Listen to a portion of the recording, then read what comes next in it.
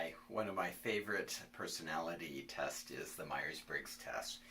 And just want to go over that a little bit because understanding how our personalities differ from one another can help us learn how to get along with one another because there are a lot of differences.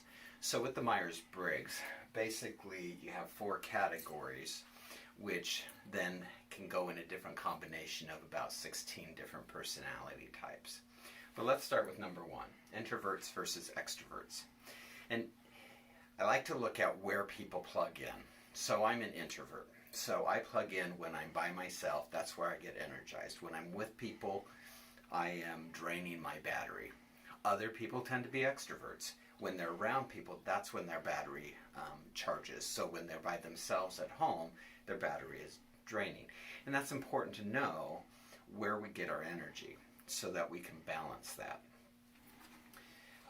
So oftentimes we hear about introverts who, they tend not to be as social. They like time away for themselves, and extroverts can be the life of the party. However, keep in mind that sometimes an introvert can go out with fully charged and be very, very social, but then they need to charge back again by going home. Sensors versus intuitives. Sensors tend to be the realistic people. This is how it's going to work. Where intuitives, they look at the possibilities. They're the inventors. They're the ones that imagine. The thinkers are the logic. They look at things and facts, and that's what they base their decisions on.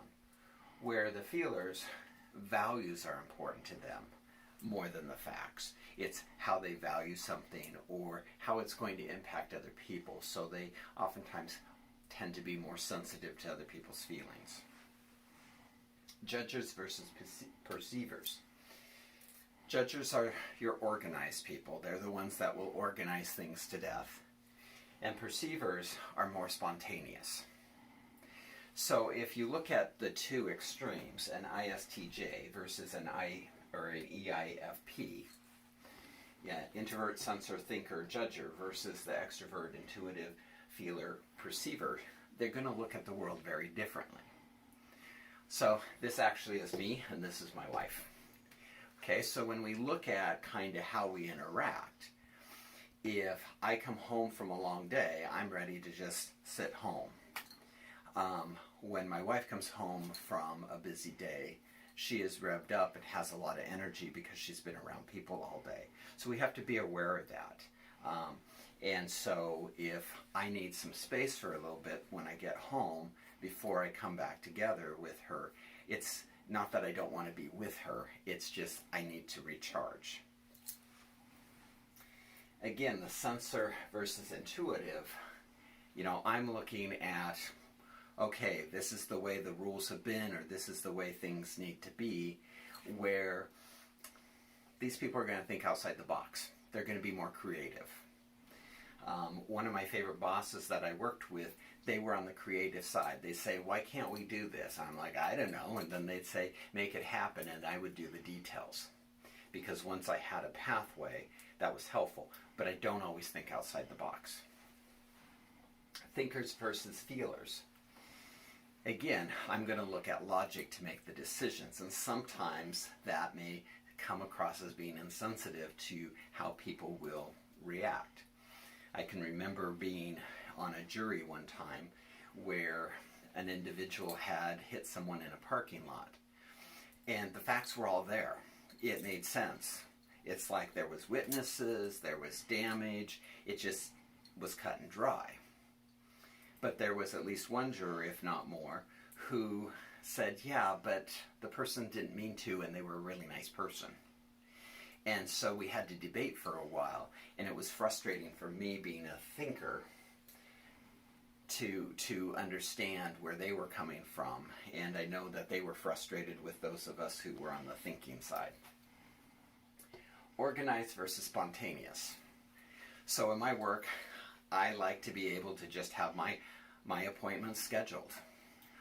The thing that I liked least about my career was doing on call, because you never know when a call was going to come in. It wasn't planned, it wasn't organized. People don't have organized crises.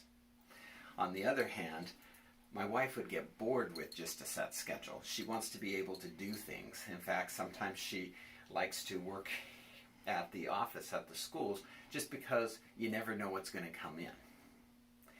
And that would totally drive me crazy. So if we kind of look at those different personality types and start to understand where each other is coming from, then we can be more understanding and we can work out some of those differences, because it's not that one is right or the other is right.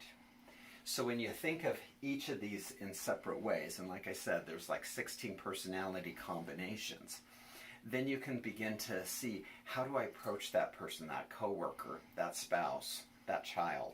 How do I approach them in order to best communicate with them or to understand where they are coming from? How do I help them see the world from my perspective, helping them understand my perspective through their eyes? Thank you.